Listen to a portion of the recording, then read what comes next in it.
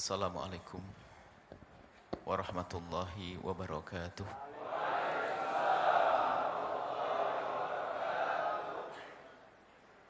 Alhamdulillah alladzi fataha li asfiyaihi wa ahibbaihi bab at-taubati wal maghfirati. Fa salatullahi wa salamuhu ala da'i ila al-haqqi wat-taubati wal maghfirati habibina sayyidina Muhammadin wa ala alihi al-mutahharin wa ashabihi at-tayyibin wat-tabi'ina lahum bi ihsanin ila yaumiddin. Allahumma ya Rabbana, Allahumma ya Rabbana, ya ghafiradz dzunubi ighfiridz dzunub wa ya mufarrijal kurubi farrijil kurub wa ya satiral uyub bisturil uyub bi barakatil habibil mahbub. A'inna ya Rabbana ala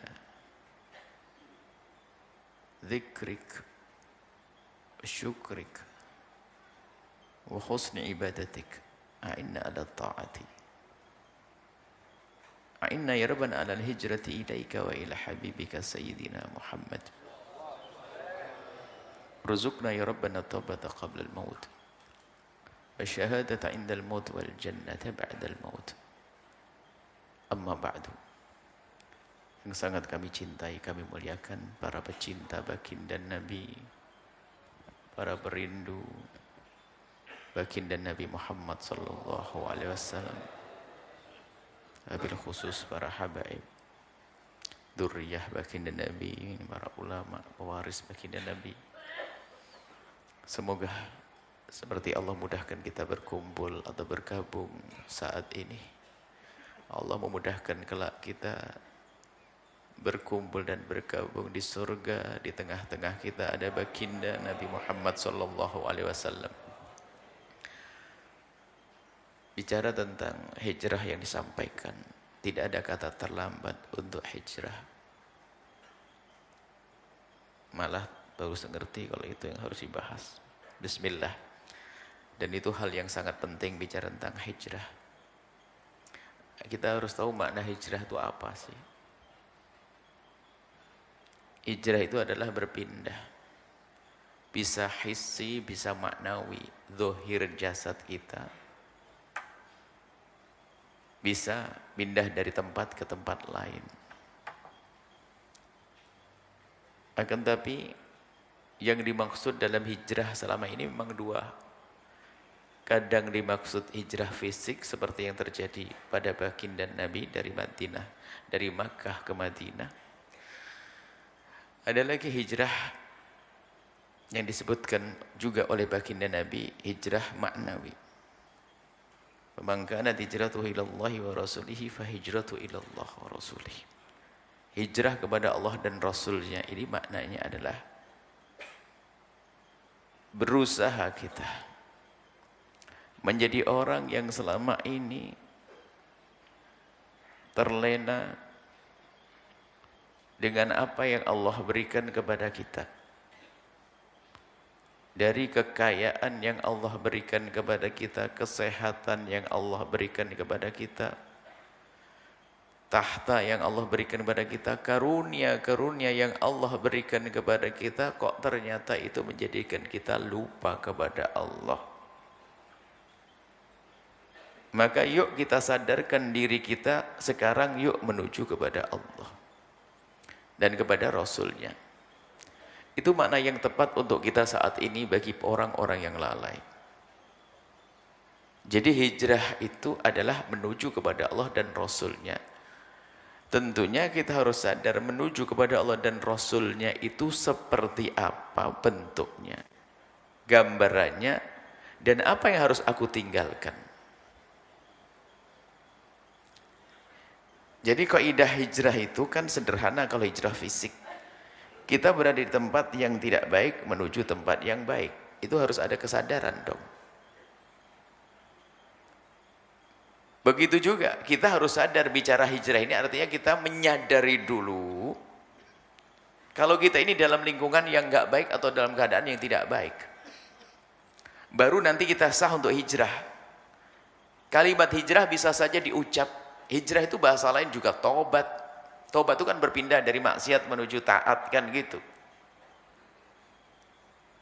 Hadir ke majelis kita semacam ini juga mau hijrah, meninggalkan kebodohan menuju ilmu. Jadi maknanya luas banget.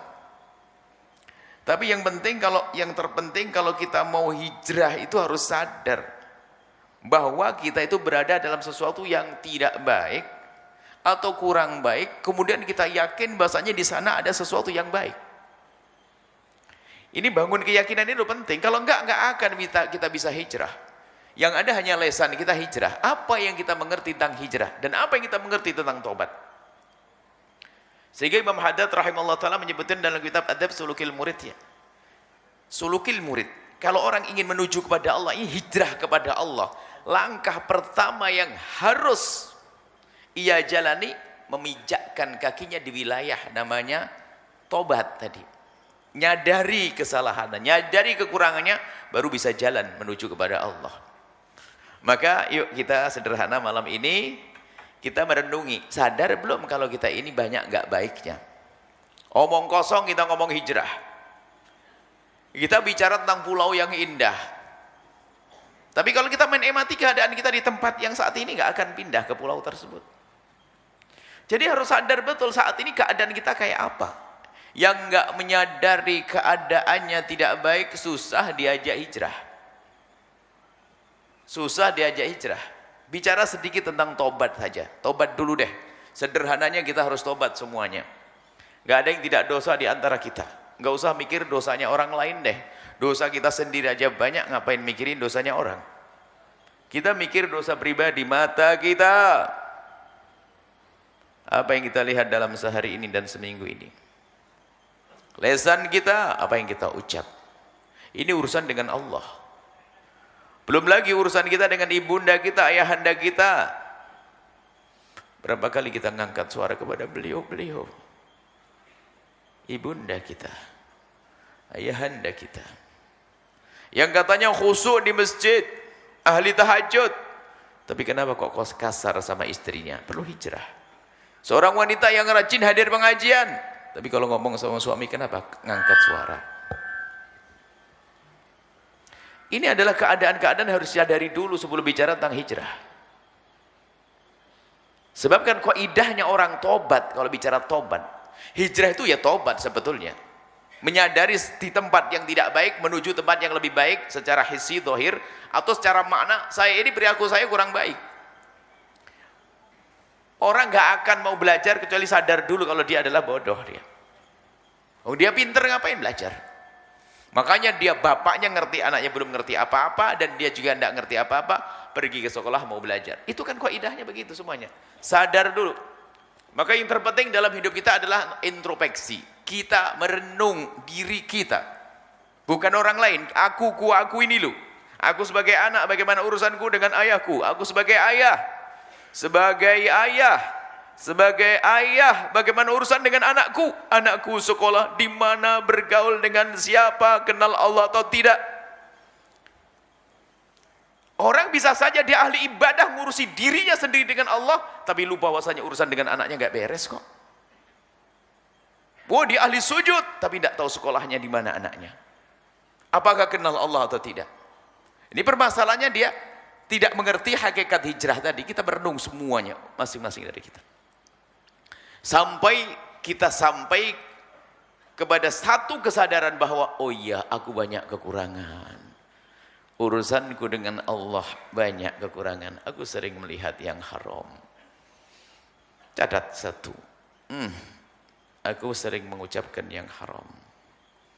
Aku sering meninggalkan kewajiban. Ini baru satu urusan dengan Allah. Baru setelah itu apa? Kita hadirkan kesadaran yang kuat tentang sana pengampunan Allah dan indahnya surga Allah. Agar kita terpacu untuk menuju ke sana. Allah yang membuka pintu tobat siapapun yang ingin bertobat segede apapun kesalahan seorang hamba. Maka kami sampaikan kepada semua, hei para pendosa kalau seandainya ada di sini, yang paling gede dosanya, yang penting sadari dosamu, lihat pengampunan Allah sangat luas, lebih luas daripada dosa kita. Kurang apa ayo? Jadi kesadaran akan dosa ini akan kemudian kesadaran akan luasnya pengampunan Allah menjadikan langkah kita untuk tobat gampang. Kalau tidak ngerti kalau dia dalam dosa, biar di sana ada lautan pengampunan, nggak akan pergi ke sana. Ngapain saya minta maaf? Saya tidak merasa berdosa.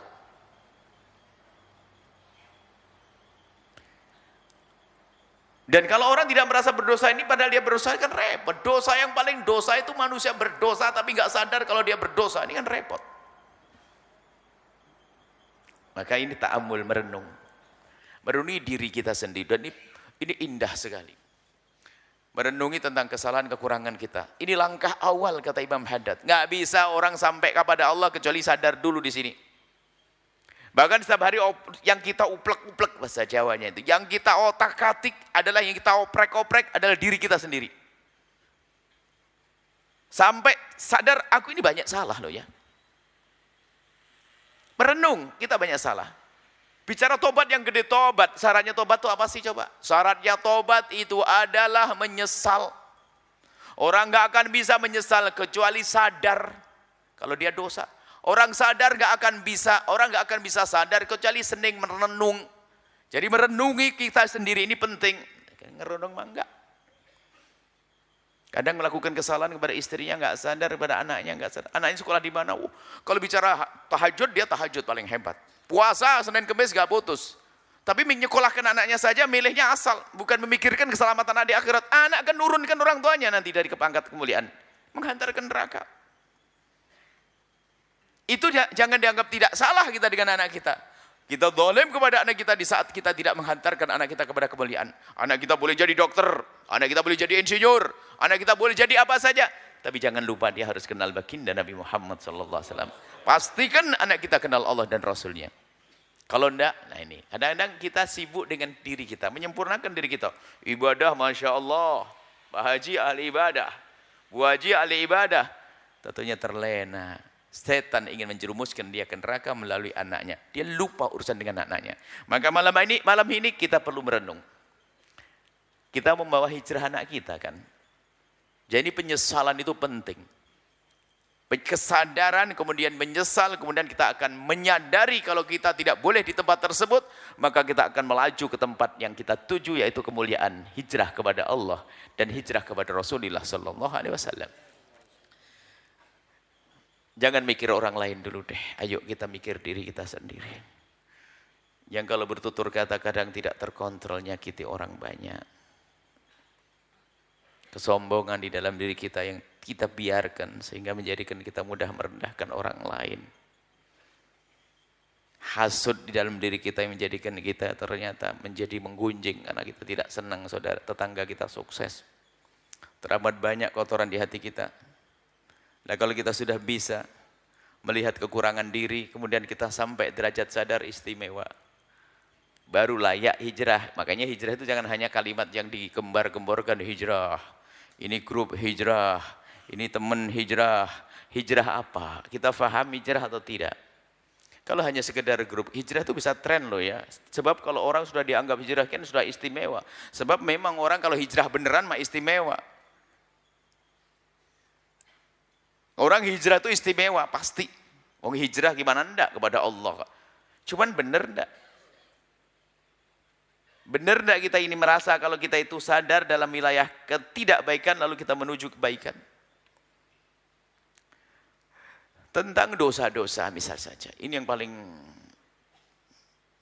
mudah untuk kita bawa ke sana ya. Menyadari dosa.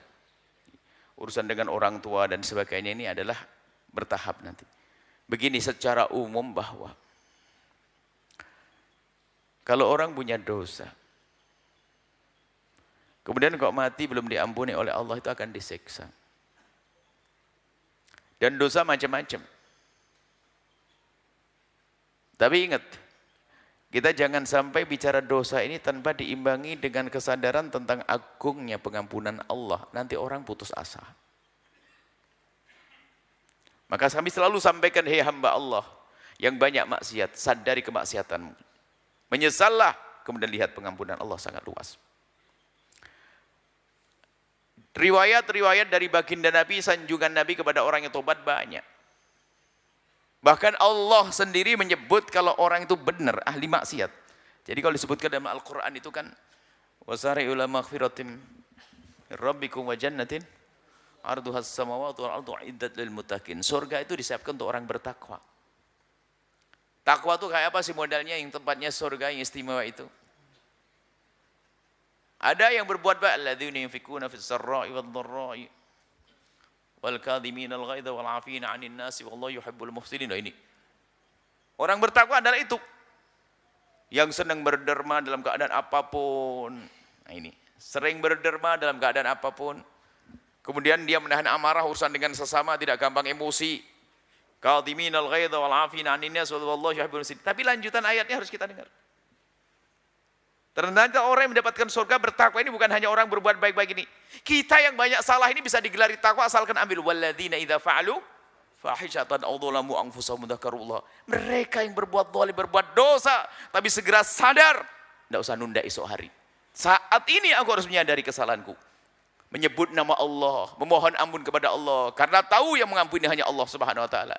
Artinya, hei pendosa dimanapun berada, jangan putus asa, bergegaslah. Kalau sudah orang tobat serius, sebesar apapun dosa seorang hamba, kalau sudah tobatnya benar, hijrahnya kepada Allah benar, maka dia dari yang semula di wilayah dosa, kubang, kehinaan, nista, dia akan masuk wilayah yang agung, yaitu wilayah mahbubiyah, dicintai oleh Allah. Innallaha yuhibbut tawwabin. Allah mencintai orang yang bertobat. Makanya jangan ragu. Jadi nggak ada kata terlambat untuk tobat, sampai disebutkan tadi bahwasanya di surat An-Nisa tadi, bahwa yang disebutkan oleh pembawa acara bahwasanya orang niat tobat, naudzubillah, semoga kita jauhkan dari dosa. Anggap saja dia bermaksiat, habis zina, habis sini, tak taunya apa, dia sadar, nangis, balik, pulangnya mau tobat dia. Saya nyeseli semua ini, mati di jalan, sampai pada Allah. Padahal belum sempat sholat dia, belum sempat sujud, hanya dia di dalam hatinya niat, dia menyesal. Dia setelah mabuk, setelah judi, dia keluar dari gedung perjudian dan perzinaan, dia keluar nyesel, nitikan air mata, ya Allah, saya mau tobat, pulang ketabrak mobil. Di depan mata manusia saja kelihatannya dia mati baru zina, kan begitu ya? Padahal hakikat yang di hadapan Allah, dia sudah diampuni Allah. Makanya jangan nunda niat untuk tobat. Jangan berkata besok saja. Iya, kalau besok hari untuk kita, jangan-jangan malaikat Israel malam sudah datang. Kenapa kita menunda esok hari?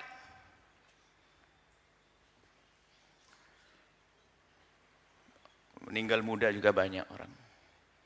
Jangan mentang mau masih muda lah mak saya. Masih muda, kalau sudah waktunya datang, akan datang malaikat Israel.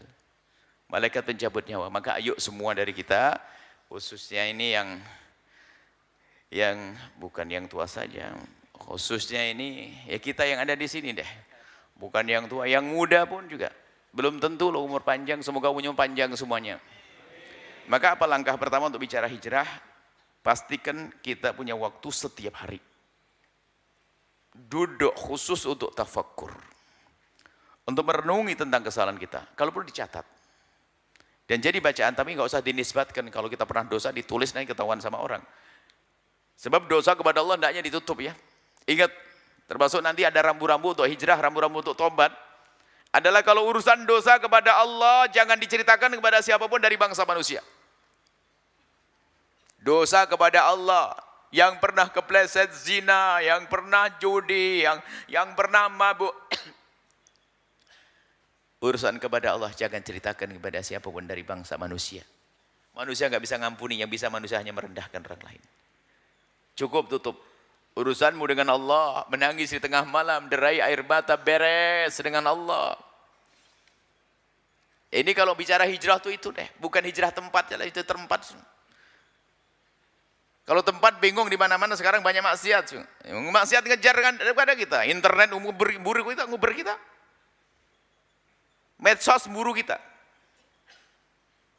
Ya, tontonan-tontonan ngejar kita. Kita mau ke masjid dikejar sama handphone kita. Mau kemana ayo? Umroh haji, nempel itu. Umroh kita lagi tawaf, masih sempat kadang-kadang. Na'udzubillah. Jadi yang perlu adalah hijrah ini tadi. Hijrah bagaimana menghijrahkan diri kita menuju kemuliaan, menuju Allah dengan menyadari kekurangan kita. Jadi langkah pertama malam ini adalah kita harus punya waktu untuk membiasakan merenungi. Merenungi, bahkan ibadah hendaknya kita bagi 3. Tolong hamba Allah, hamba kekasih Allah, jadikan ibadahmu 3 bagian. Bukan hanya sholat saja. Ada orang banyak sholat, banyak ngaji, tapi nggak pernah merenung. Sholat, puasa, ngaji, nggak pernah merenung. Ngomong sama tetangga, celekit. Ada, ngomong sama teman, ceplos. Padahal dia tahajudnya hebat. Ada seorang perempuan disebutkan di hadapan baginda Nabi. Seorang perempuan tudkaru bi kasratis sholati wasyami.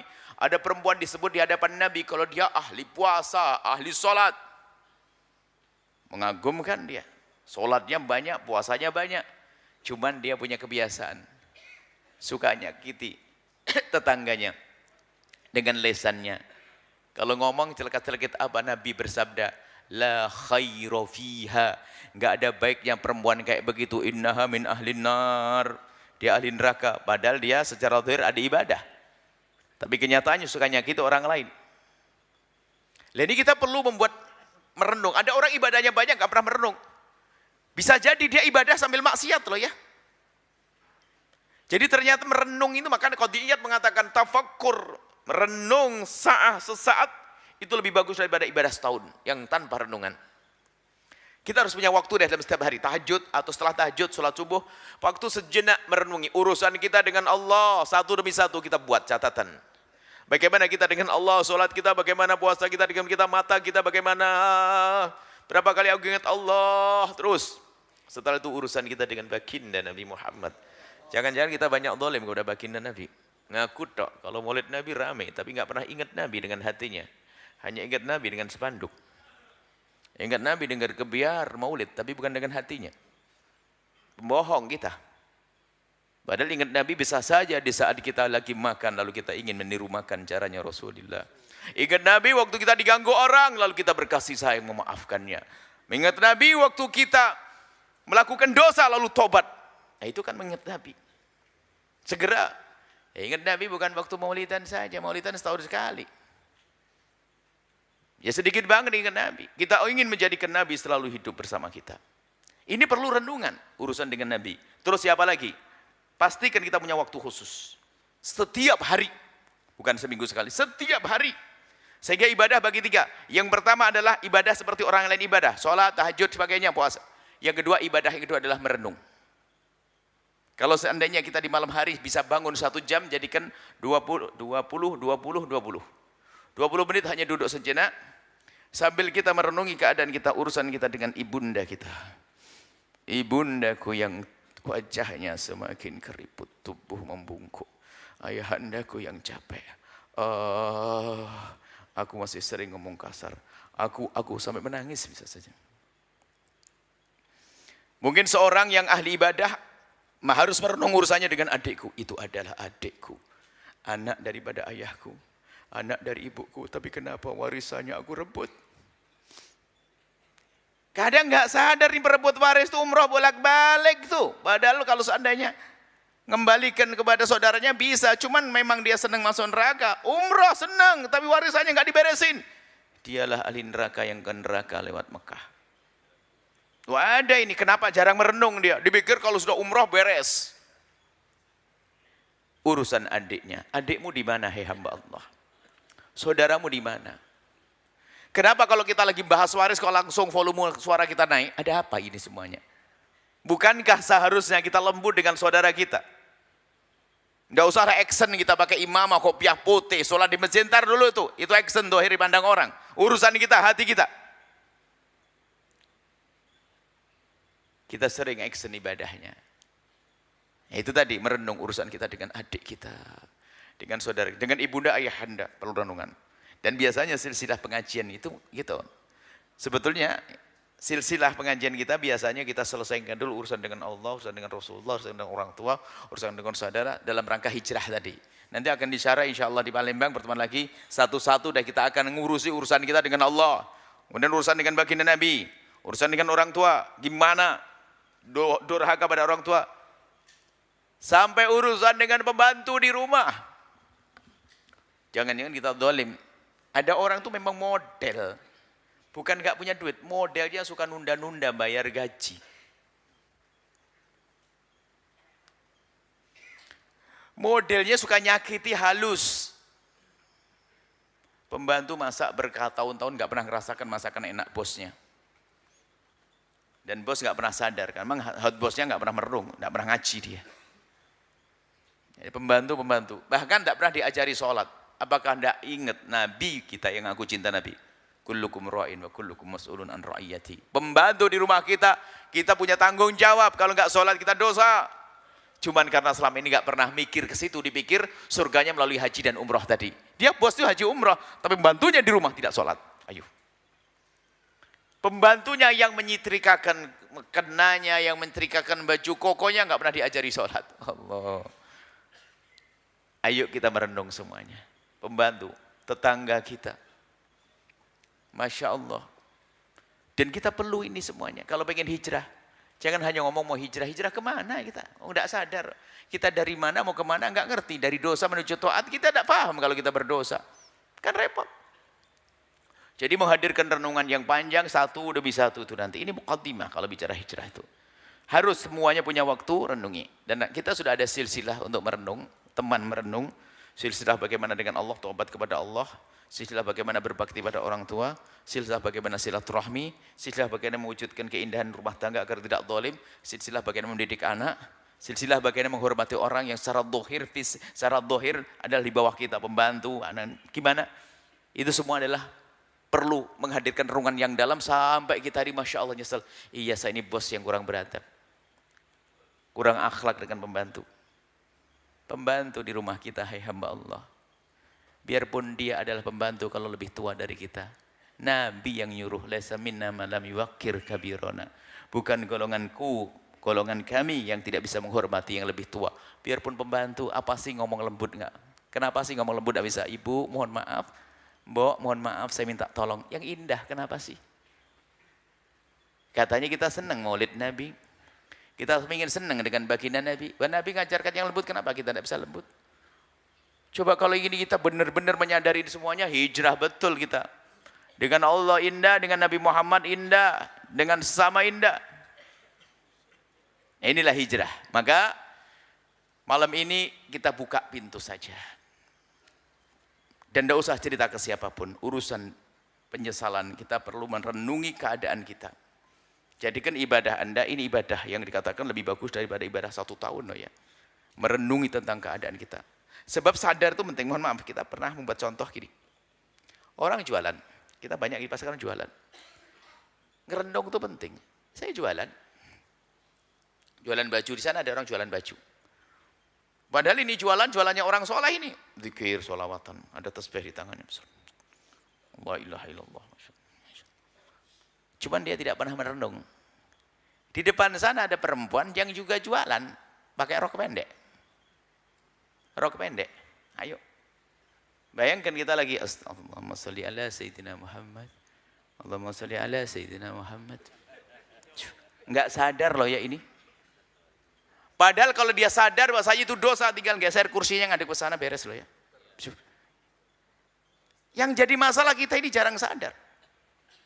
Mungkin di rumah tidak pernah kita himbau dengan halus pembantu perempuan di rumah kita agar menutup baju yang menutup aurat. Karena anak kita ada yang laki-laki ya. Dan kita sebagai laki-laki. Kita perlu merenung begini, ini kecil-kecil aja dan tidak usah bicara yang berat-berat mau jihad di medan laga perang Badar sana. Wah, jangan-jangan malah jadi Abu Jahalnya kita. Enggak usah hayal yang berat-berat, yang ringan-ringan yang indah di rumah kita. Ayo semuanya pulang ke rumah masing-masing, harus punya waktu untuk merenung. Agar lebih mudah lagi, jangan bicara kekurangan orang deh. Kita sering banyak bicara kurang orang, ya betul itu, atau itu tuh sama bapaknya nggak benar, tuh yang anaknya tadi begitu, itu yang nggak benar sama pembantunya. Ngapain ngurusin orang? Saya yang punya anak di rumah saya, Saya yang punya ibu, yang saya punya pembantu, saya punya karyawan, sudahlah saya ngurusi diri saya sendiri. Karena apa? Saya harus sadar kalau saya berada di tempat yang tidak baik, kemudian saya menuju tempat mulia, baru hijrah nanti. Enggak sah tanpa itu. Hijrah bohongan.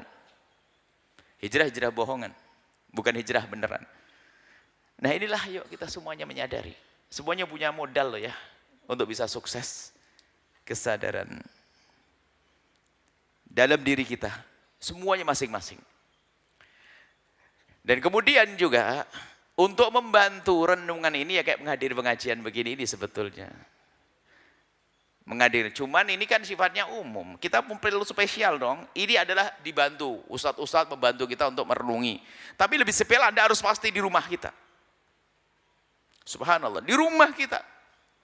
Kita merenungi. Kelihatannya kita bengong begini, tapi sebetulnya dia punya catatan-catatan penting. Bahwasanya aku tidak boleh lagi dengan ibuku. Bahkan nanti ada kalau bicara silsilah, sebetulnya malam ini kan silsilah penyakit hati. Karena ini rentetan majelis-majelis kita di seluruh Indonesia itu adalah majelis ini kan. Karena diikuti oleh Al-Bahjah TV, kalau tidak ada silsilahnya enggak cantik. Sebenarnya membersihkan hati.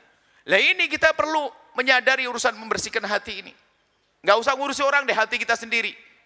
Yang kita kadang dendam sama orang, yang benci sama orang, dengki sama orang, sombong, merasa direndahkan dan sebagainya. Ini kan tidak bisa orang kecuali dia menyadari itu semuanya. Baik, kita simpulkan, kita akan buka tanya-tanya jawab setelah ini. Bahwasanya di dalam kita belajar itu, biasakan kita memulai dari diri kita sendiri. Sudahlah, pokoknya jangan merasa hebat deh, jangan merasa bersih, merasa baik. Kita harus merenungi. Biasakan mencari kekurangan diri. Kalau sudah orang pandai mencari kekurangan diri, dia akan menjadi paling baik pada akhirnya. Kekurangan diri di rumah kita masing-masing deh. Sebab kita tuh biasa loh ya, kalau belajar, itu ternyata bukan untuk kita. Biarpun kelas ustadz. Kadang kita kelas ustadz, dengar ceramahnya guru, itu yang kebayang, wah ini omongan ustadz ini cocok banget dengan orang di kampung sana. Bukan dia, orang kampung sana. Dianya kayak bukan manusia lagi. Kulaan tok deh. Mestinya, oh saya itu. Makanya kalau Anda semua belajar kok sudah merasa, aduh pas banget omongan ustadz untuk saya. Berarti Anda benar terus. Ngena betul tuh, Masya Allah. Jelek buat saya ini. Jelek buat saya, ini baru hebat. Bukan jelek buat dia. Subhanallah. Nah ini insyaf. Kesadaran belajar semacam itu. Jadi, jadikan apa yang kita dengar, petuah ulama, firman Allah, sabda Nabi, adalah kita pertama kali yang mendengarnya. Malam ini kita malam koreksi. Belum istri kita, belum anak kita, saya, aku. Sudahlah, kalau semua begini indahlah. Enggak ada artinya kita ngomong hijrah, ngomong tobat. Kalau tidak kita menyadari. Apa artinya tobat kalau tidak ada kesadaran bahwasanya kita menyesal. Seperti itu. Ini saja bisa kami sampaikan. Ayo, besok punya catatan kecil. Semuanya punya catatan, renungan-renungan. Agar kita sadar kita berada di tempat yang tidak baik untuk menuju tempat yang indah. Pengampunan Allah. Dan kami serukan kepada siapapun yang paling banyak dosanya. Hei hamba Allah yang paling banyak dosa. Ibaratnya hidupnya selalu dosa. Tidak ada dosa yang dilihat kecuali pernah dilakukan. Bicara zina dia zina. Mabuk-mabuk. Judi-judi. Semuanya. Oh. Ingat. Pengampunan Allah lebih luas dari itu semuanya. Ada contoh orang yang paling jahat zaman itu, tapi menjadi orang yang paling dekat dengan Nabi. Sayyidina Umar bin Khattab. Sebelum masuk Islam, apa targetnya? Memenggal leher Nabi. Waduh, jahat apa melebihi dari ini.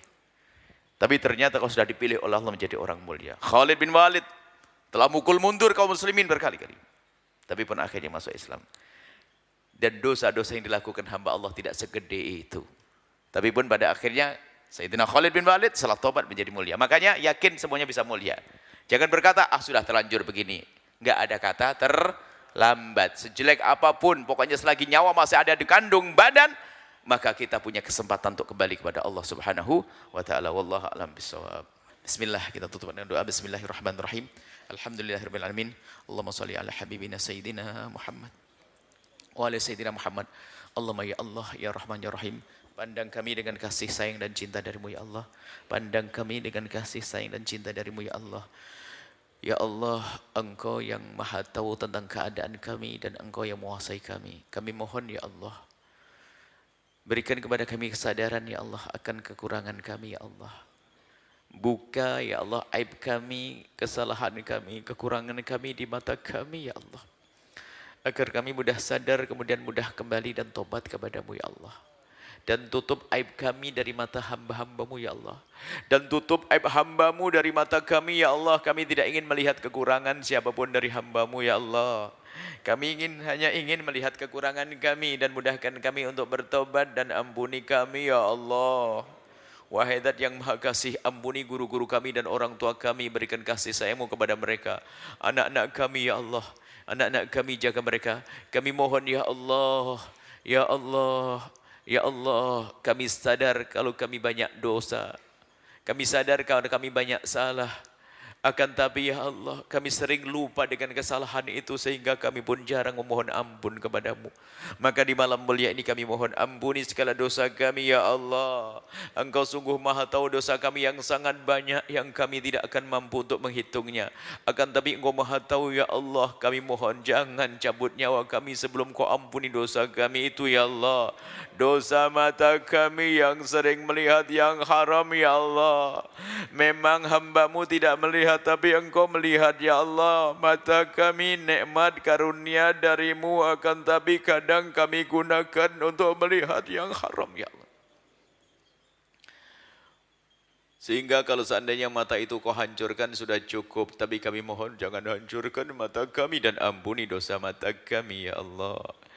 Lisan kami ya Allah, dosa kami ya Allah, dosa kami jauhkan kami dari segala dosa, jaga mata kami, anggota tubuh kami ya Allah.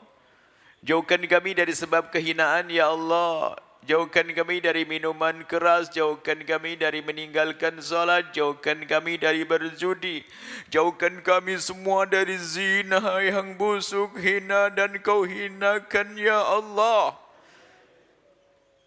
Jaga anak-anak kami, jauhkan dari zina ya Allah. Dan kami mohon jika ada di antara kami ada hamba-Mu yang pernah terpeleset dalam hina dan busuknya zina, kami mohon berikan kesadaran dan ampuni dia ya Allah.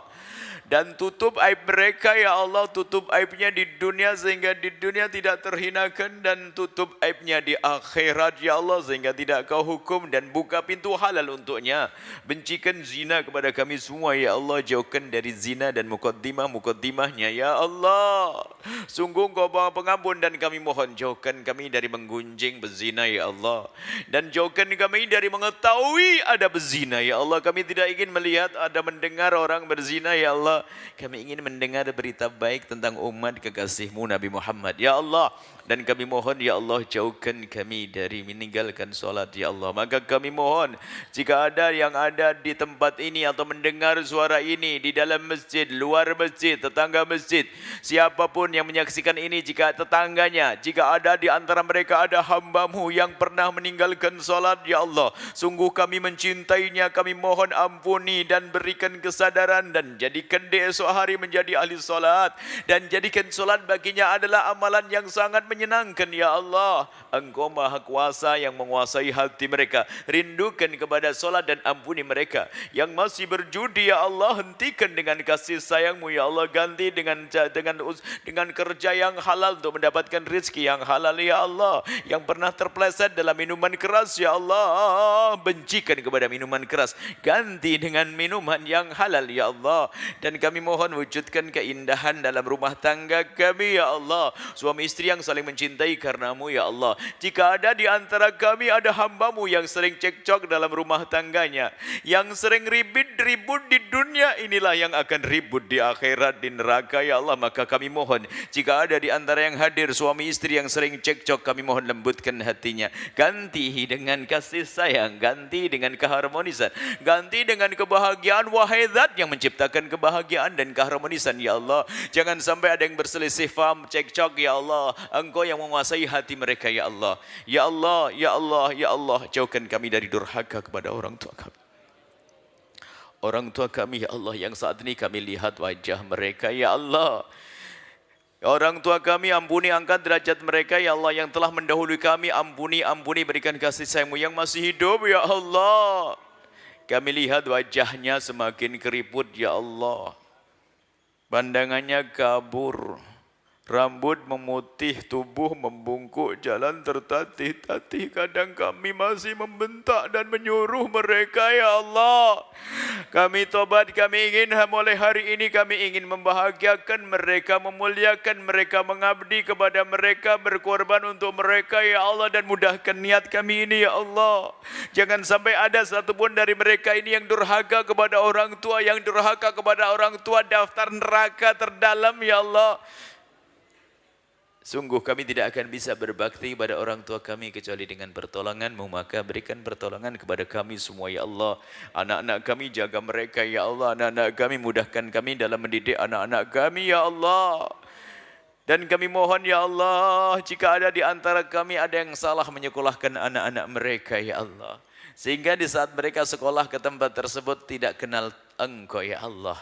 Kami mohon berkat kehadiran orang tua ini, kembalikan anak-anak itu ke jalan yang Kau ridhoi. Jika ada di antara kami yang punya anak jauh dari-Mu, ya Allah, dengan kenistaan, dengan kejahatan, dengan dosa, kami mohon berkat kehadiran orang tua yang baik ini, Allah, kembalikan anak-anak itu ke jalan yang Kau ridhoi, ya Allah. Dan kami mohon, ya Allah, jauhkan kami dari benci, dendam, dan dengki kepada sesama kami. Kami ingin hidup kami indah dengan cinta, sehingga keindahan cinta ini menjadikan kami mudah tolong menolong dalam kebaikan. Kami mohon jauhkan kami dari benci dan dendam serta dengki, ya Allah, jauhkan.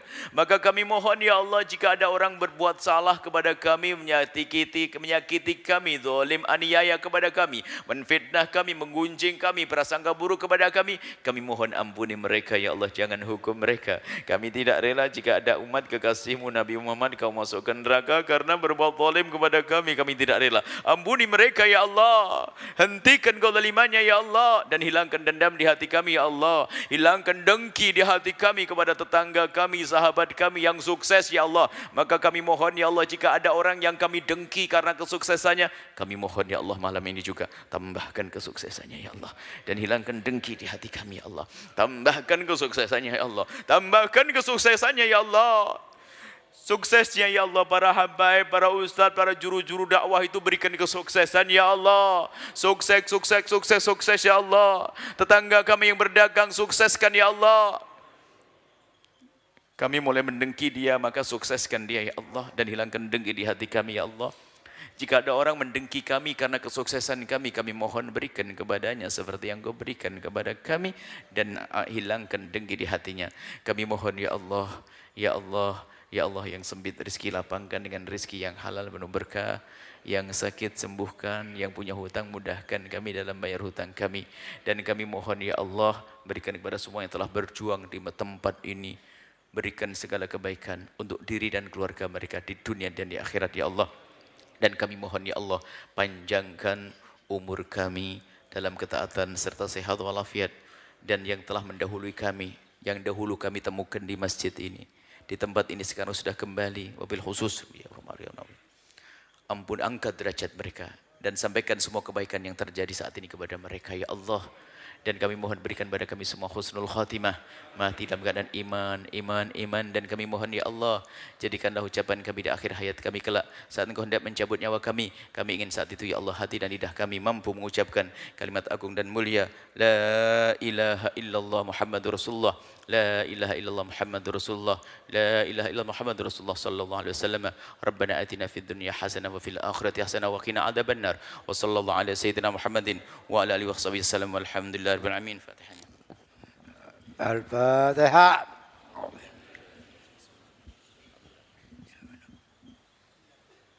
Jazakumullah, masyaallah, alhamdulillah. Makasih, masyaallah, jazakumullah. Makasih banyak, mohon maaf, mohon doa. Ketemu lagi insyaallah. Sampaikan salam takdim untuk keluarga semuanya. Ya, assalamualaikum warahmatullahi wabarakatuh.